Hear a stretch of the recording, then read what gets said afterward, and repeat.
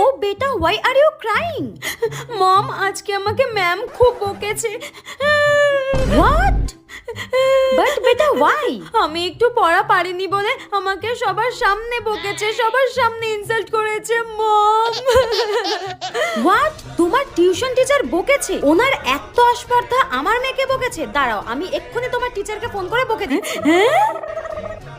Hello, আমি মিষ্টির মা বলছি। আপনার এত বড় স্পর্ধা, আপনি আমার মেয়েকে বকেছেন? হ্যাঁ, কি হয়েছে? একটু তো পড়াই পারেনি, আপনি কি একটু বুঝিয়ে বলতে পারতেন না? আপনি ওকে বকেছেন, আপনার এত বড় স্পর্ধা? ঠিক হয়েছে, ঠিক হয়েছে।